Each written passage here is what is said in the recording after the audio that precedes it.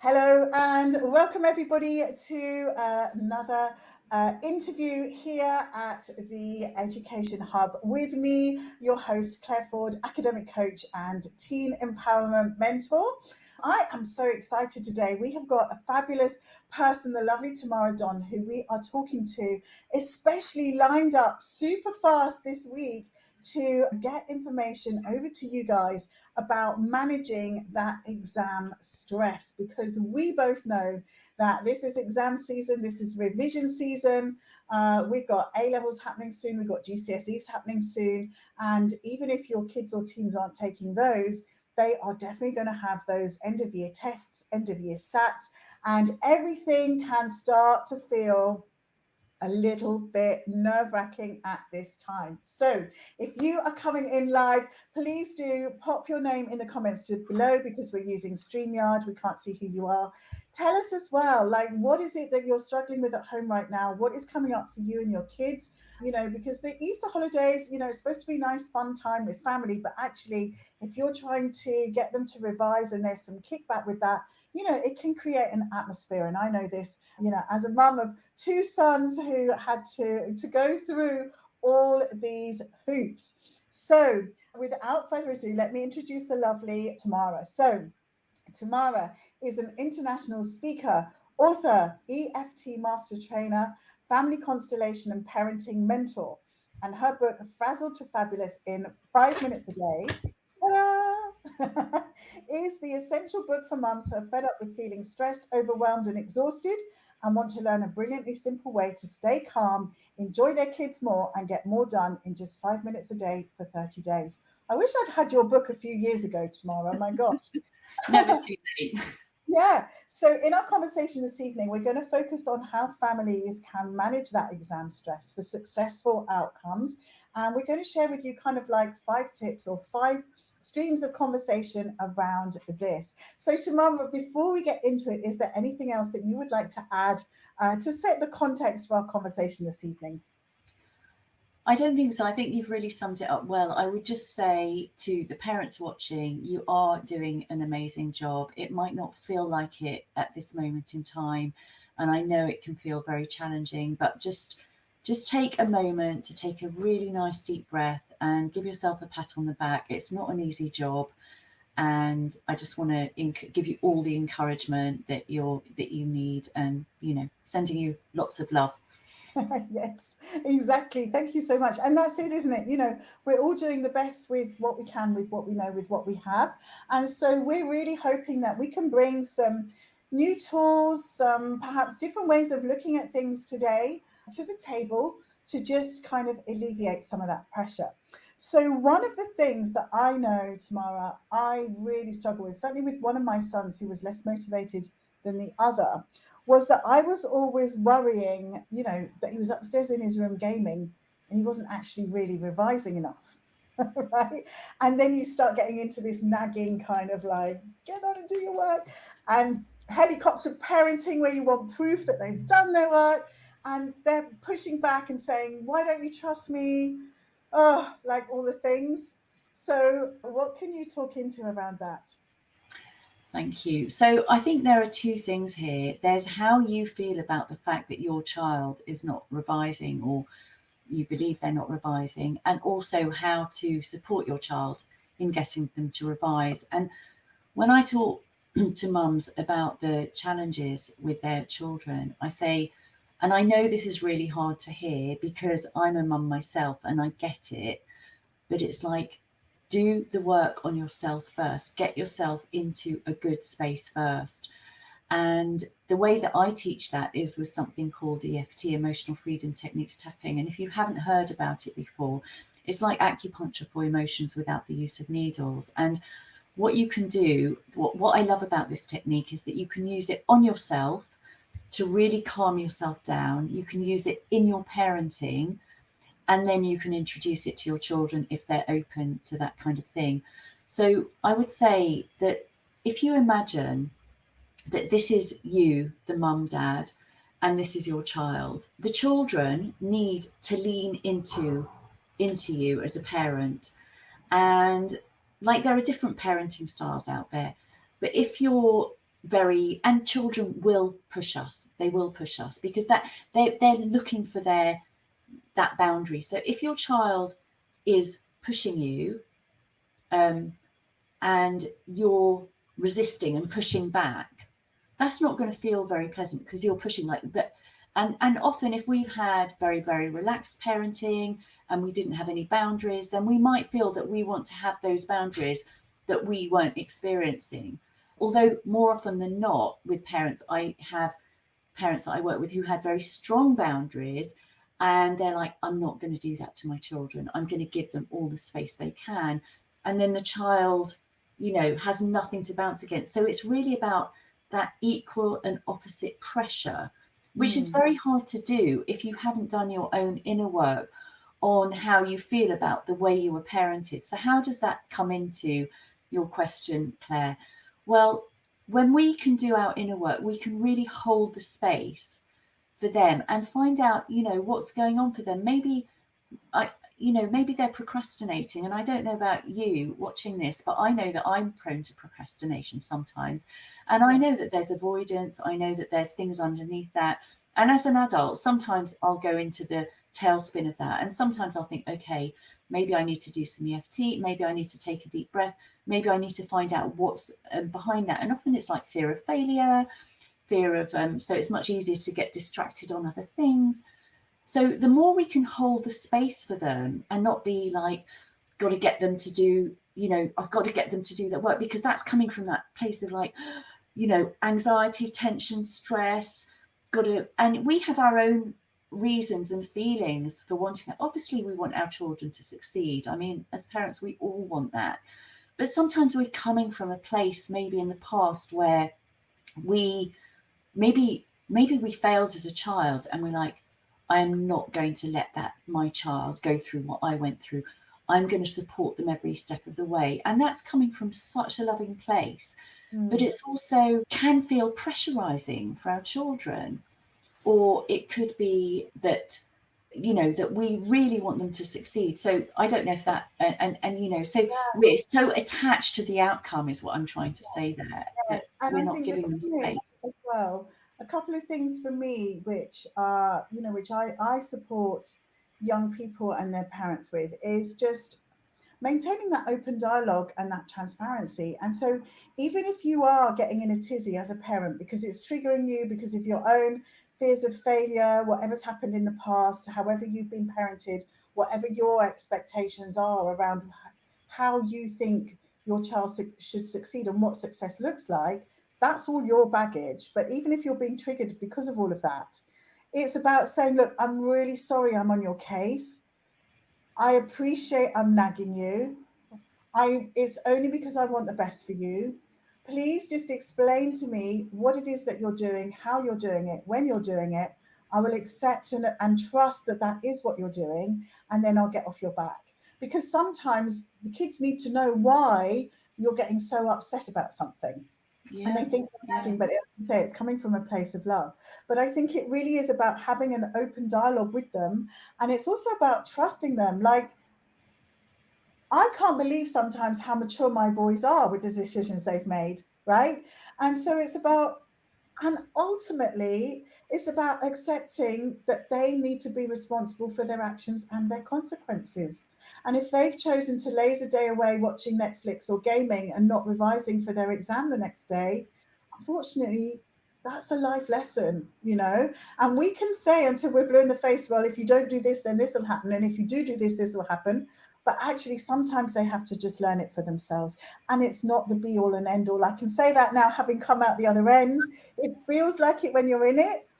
But actually, you can retake GCSEs, you can retake A levels, you can defer a year to university, you can do all sorts of stuff. I mean, you can do open university until you're any age. So learning is for life. It's not just for April, May, and June of 2024 in order to get through your GCSEs, right? And sometimes when you look at it from that bigger picture, it can be like, oh, okay, let's all just calm down. There's a bit of sunshine. Let's go for a walk. Let's have a chat. Let's move our bodies. Let's shift the energy. Let's, get rid of all that need to control. And then let's just have some open dialogue and see what it is that our teenagers actually need, rather than just assuming that we know what they need, right? Have we even asked them, right? Have we even asked them?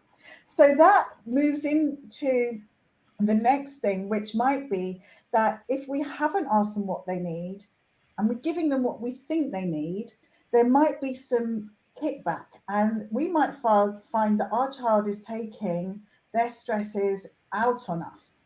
And this can look like, obviously, raised voices, stomping around, being stroppy, but it can also look like withdrawal, just staying in their room, not even coming down for food. Now, if you've got boys who eat a lot and they don't come down for food, there's a problem, right? It could even be, that withdrawal. Any kind of change of behavior is a cause for concern.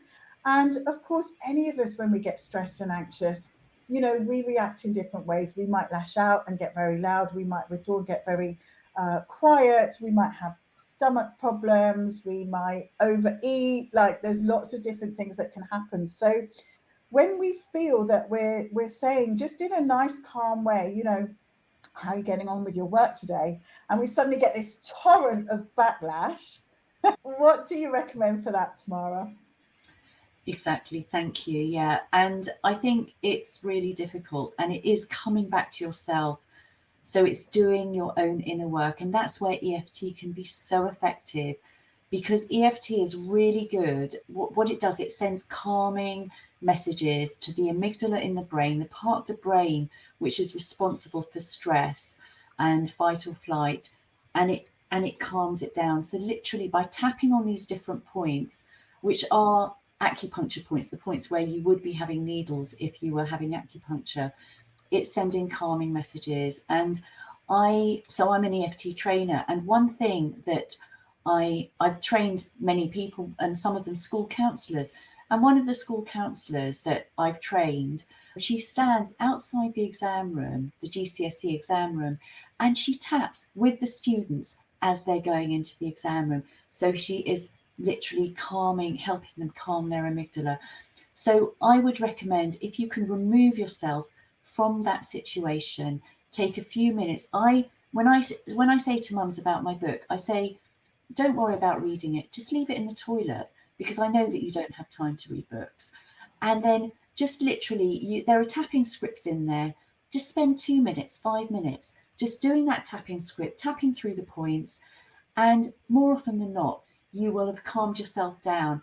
And from that calmer place, you'll be able to respond to your teen instead of react to them, because they're pressing our buttons, and it's painful, and it's probably triggering something that happened way back when. And the more we can come back to ourselves, the more we can be there, hold that space, even if they're throwing stuff at us energetically, throwing Yeah. negative energy.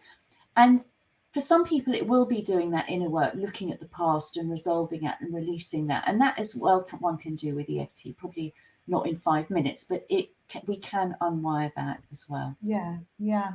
I think for me as well, it's about holding the space, but it's also about having boundaries. We're not punching bags physically or emotionally or energetically. And it's like, right, okay, if you're coming down here to throw your bad mood around, like, that's fine, that's your prerogative, but it's also my prerogative to not be a part of that. And so, like you say, to remove yourself from the situation. And what I used to do is sometimes just even go and sit in the car, right? Just sit in the car and take some deep breaths, right? I teach, breathing techniques, square breathing, rectangular breathing, finger breathing, like, there's loads of them. But even if you just remove yourself and you take 4 deep breaths, just in through your nose, out through your mouth, it just calms you down as well. So that, as you say, you respond and you don't react. And of course, teaching that to our young people when they're not in the situation means that they've got some tools in their toolbox to use as well. And I think breathing is definitely an underrated tool, which, even in the exam situation, if their mind goes blank, you get that rabbit in headlights, and you've revised, and you think, I really know this. And especially if it's important, if it's like a favorite subject or one that you want to go on to do later on as well, you think, I've got to get an A in this, to get on to the next thing. Sometimes that can cause this freeze, right? This freeze to happen in your brain. And, you know, breathing for that can help to defrost. You know, you're oxygenating your body again, you're sending oxygen into your brain, you're calming down your amygdala so your frontal lobes can work, so you can actually work out the problem and get out of that fight, flight, and freeze. Now, is there a tapping that you could actually show us that students could do in the exam room? So we don't want them getting up and doing crazy stuff, but just something very small and easy when their brain has gone blank and they're like, oh my God, I literally can't think of anything. All I know is my name and the date. That's it. Right. Like, Yeah. how can we get them out of that mode? Absolutely. And I think this is an absolute key thing. And I think that obviously the tools you shared are also good. So this is just another tool to add to your toolkit. And the way that I describe it is that when that happens, it's like if you imagine a battery powered radio and you turn the battery upside down, that radio is not going to work a little bit. It's just not going to work at all. And it's like in that moment, our battery has been turned upside down. And the point that is really good for this is the side of the hand. Now, you might not want to be tapping like this in the middle of an exam, but you could do this under the desk and you could also just rub that point. And you can do this with all the breathing techniques that Claire's teaching you, because that combined with this will work beautifully. I normally just say take some deep breaths while you're doing this, but if you do the square breathing or the other breathing, it's like that. The two will work so beautifully together. Just take some deep breaths, do the square breathing, and you'll start, you know, you'll bring the battery back the right way and you'll be able to start thinking. Yeah, because as you say, you know, it's a bit like acupuncture, isn't it? That you're tapping something that's here, but this like nerve, this is sending signals all to the places that need to be activated or reactivated or deactivated in order to get the result that you want. So I love that. And that's really simple. And that in EFT, that's called the karate chop point, isn't it? It is called the karate chop point, yeah. Yeah. And can I just add something to that, because you've kind of touched on it. So all of these acupuncture points are connected by a system that is called meridians, and these are like energy lines in the body. But the thing is, these energy lines, if you imagine garden hose pipes, if you have a kink in your garden hose pipe, the water doesn't flow through. If you have a kink in the energy line, the energy doesn't flow through. And these kinks are like the negative emotions, the anxiety, the stress, the fear, and they are stopping these kinks. And when we tap on these end points of these meridian lines or energy lines or garden hose pipes, we're actually straightening them out. We are dissolving those difficult feelings, and then the system feels calm. And it's really interesting because there's been some research, there's been loads of research, but one particular one is that they took a group of people who had EFT, they took a group of people who had talk therapy for an hour, and a group who was just the control. And the only group that had a statistically significant reduction in cortisol levels was the EFT group. And I think it was like 42% reduction in an hour. Wow. I mean, that's just mind blowing. I mean, I'm not suggesting you do it for an hour, but even if you do it for like 30 seconds, a minute, you'll just calm yourself down.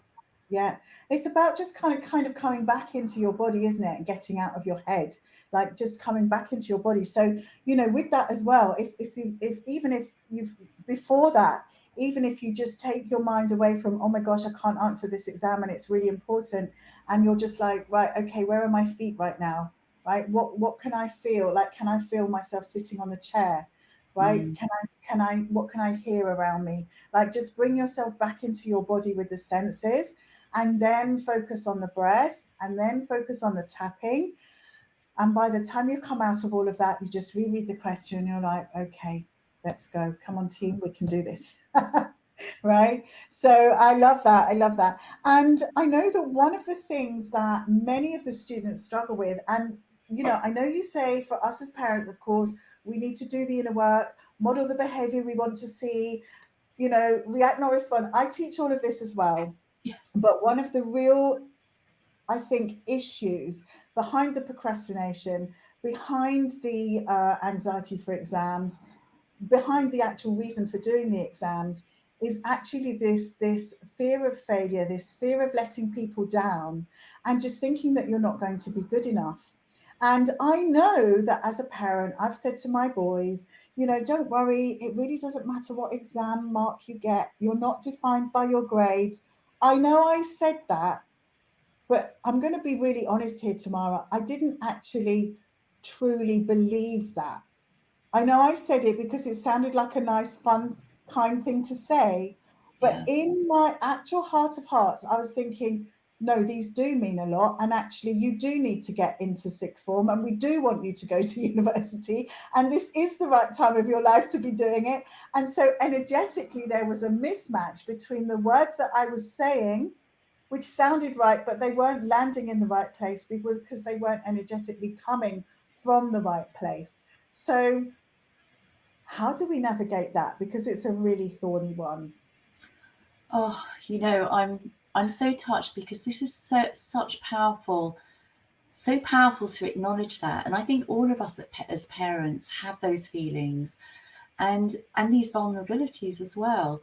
And I think when first of all there's the attachment to outcome that you've all shared, and then there's like they're not feeling good enough, but the chances are we're not feeling good enough either. I've taught hundreds, maybe thousands of people EFT, and we run trainings, and I'd say one of the things that is so prevalent is the feeling not good enough.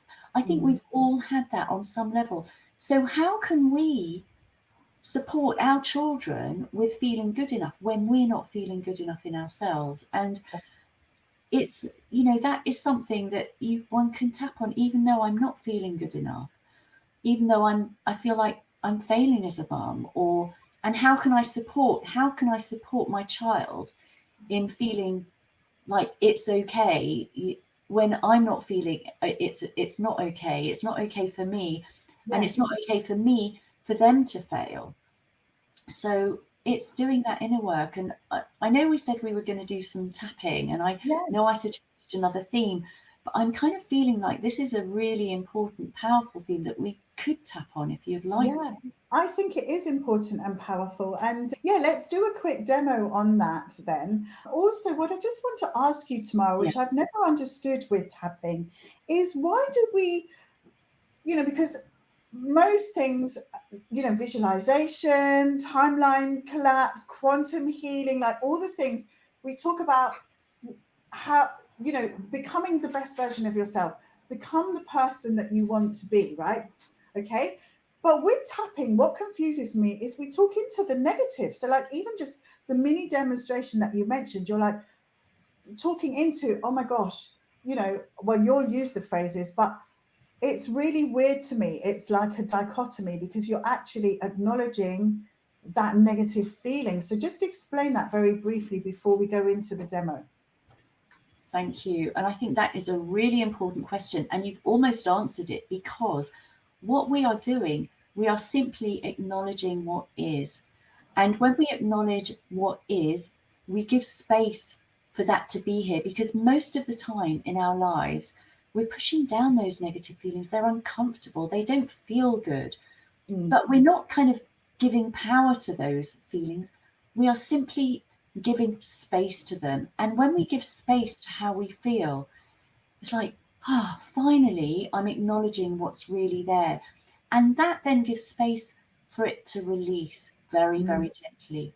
Now, mm, sometimes when we're kind of rushing around, busy mums, and we start saying, even though I'm worried about my child failing and I'm not feeling good about myself, it's like, oh my God, I feel so bad. But the point is, that's been there before. We're yes. just acknowledging what is there. And sometimes in EFT, it's rare, but sometimes in EFT, you can feel a little bit worse before you feel better. But I can guarantee you do another round, and once it arises, it releases and it dissolves. So we're just Mm, giving space for what is already there. Sometimes when people come to our trainings, they ask exactly that question. And I say that if we start focusing on how we want to feel, which is a really good thing, but before we've acknowledged how we do feel, it can be like putting a plaster on an infected wound, because the mm, the infection the negative feelings are still there and we're covering them up, and sometimes that can cause them to fester. And here Yes. we're taking the plaster off, we're giving it space to heal, to Mm, dry. And yes, it's a wound, and it's okay to allow the wound to heal, because that's what we're about. And the more we yes. allow our wound to heal, the more we can support our children in healing Yeah. their wounds as well. Yeah. Yes, absolutely. Absolutely. I love that. Thank you. That was a great explanation. So let's tap into then that kind of like feeling not good enough, which whether you're a teenager or whether you're a parent, everybody's experienced at some point or another. And obviously people can then go back and re-listen to this to get the phrases and to get where to tap. And before we go into that, you've got a beautiful gift, haven't you, for my community today, that we have put together for everybody here. So tell us a little bit about this so that people can understand what this is, and then we'll do the demo so people can then see what it is. Wonderful. So this is a series of tapping videos for students and a separate section for parents, where there are short little routines that you can follow along with me. So you'll see me on the video and you literally tap along, you do what I do and say what I say, and we address all different topics. So for example, and some of the topics which we've actually talked about: releasing your worry about your teen not revising, when your child takes their stress out on you, not feeling good enough, which we can do now, and also support for your child if they don't get the results that they want.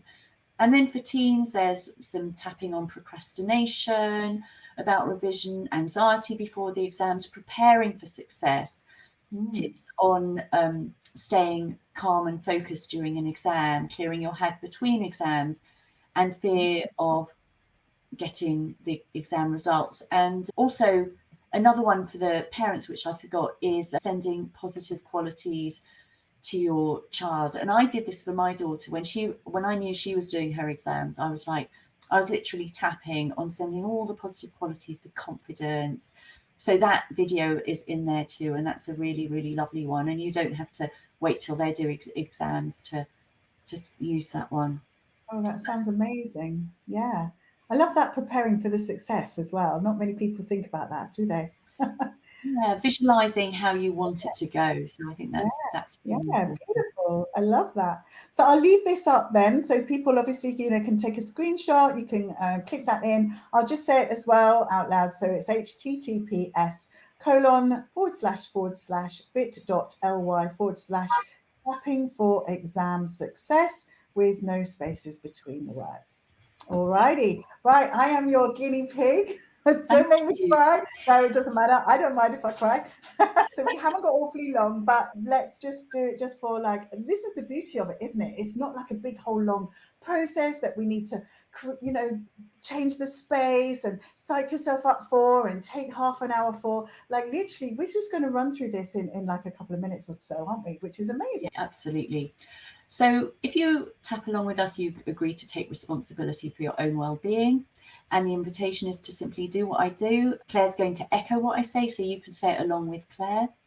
And I want you to just think about, like, when you think about your relationship with your teen, or when you think, if you are a teen, when you think about, not feeling good enough around your exams, just tuning into how that feels. So not feeling good enough, and kind of get specific. Is it like, I'm fine on biology, but I really don't feel good enough on French? Or is it, I just don't feel good enough when my child is crying and I just don't know how to help them?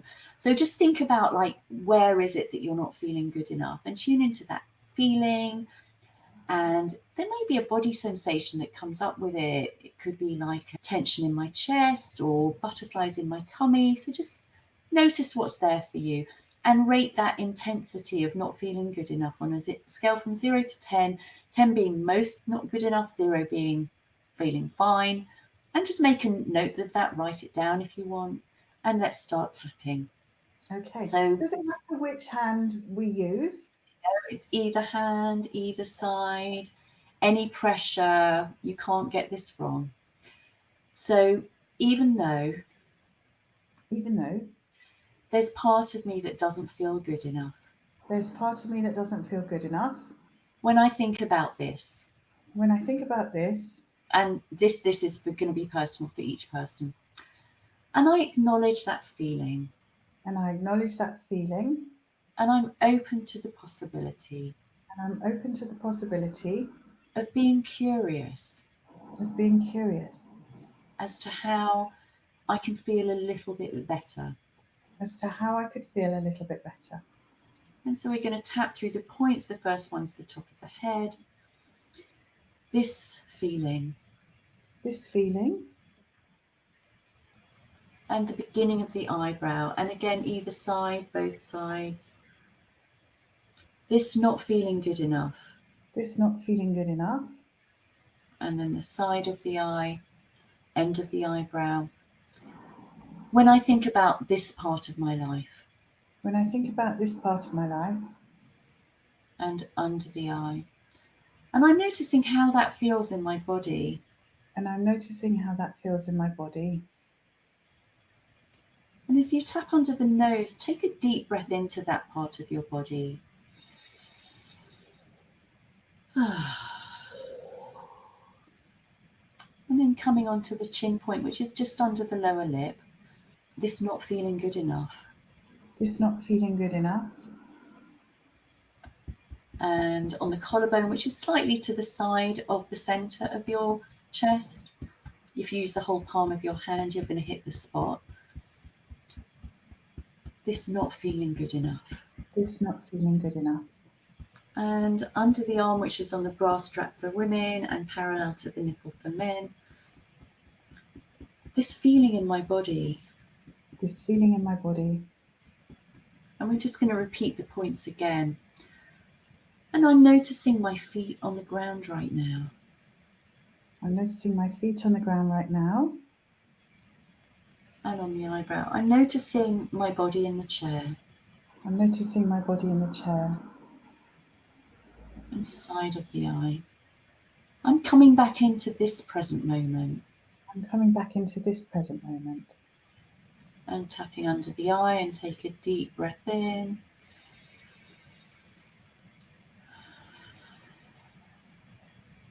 Under the nose, coming back to myself. Coming back to myself. And on the chin point, noticing the parts of me that do feel okay right now. Noticing the parts of me that do feel okay right now. And your mind might be wondering, well, what feels okay? And you might feel, your hand might feel okay. Or you might feel okay about the fact that you revised for 5 minutes today. Or you might feel okay about the fact that you woke up on time. So, just let something come to your mind. And if it doesn't, that's totally okay as well. And on the collarbone, and coming back into this present moment. And coming back into this present moment. And under the arm, knowing and trusting that I'm okay. And trusting that I'm okay. On top of the head, just as I am and just as I'm not. Just as I am and just as I'm not. Can we just do a little bit more tapping before we close? Yeah. And knowing and trusting. And knowing and trusting.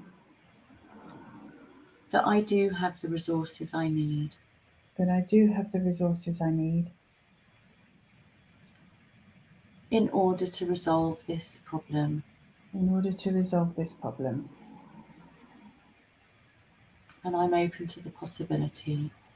And I'm open to the possibility. Of infusing trust. Of infusing trust. And ease. And ease. And peace. And peace. And calm. And calm. Into the rest of my day. Into the rest of my day. And take a deep breath.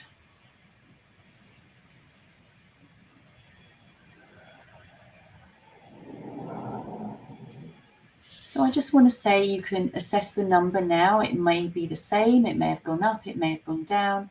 It's the first time you've been tapping possibly, so you might have been just figuring it all out. So that's fine, just repeat it if you need to. things that people experience are they might feel lighter or heavier, they might notice tingling, they might feel more tired or more energized. So these are all signs that things are starting to move. And if you feel no difference at all, try repeating it. There are lots of things that we can do if there's been no difference, but it's beyond what we've got time for today. But do reach out if you've got questions. Thank you so much. That was amazing. Thank you so much. And Tamara, if people want to reach out to you, obviously they can find you here on Facebook. Are you on the other platforms as well? Is there an email or a website address that you would like to give us to? So if you want to buy the book, it's on Amazon. If you want to see all the video reviews, that's on frazzledtofabulous.com. My main website, tamaradonn.com, has lots of information about EFT, lots of information about the other work that I do. So do reach out if you want to know more. Oh, that sounds amazing. And thank you so, so much for all your insights today, all your golden nuggets, and for doing a beautiful tapping session with us at the end as well. It's been an amazing conversation, Tamara. I hope that people go away with some tools and tips that they can implement. And if anybody wants some support for their teen, please do remember to just reach out to me. My DMs are always open. We can have, a bespoke one-to-one coaching session, just ad hoc like that, to get them unstuck and onto the next thing that they need to do. So our doors are open for you all. So thank you so much, everybody. It's been great sharing this space with you, and we look forward to seeing you again soon. Take care. Thank you And so bye. much.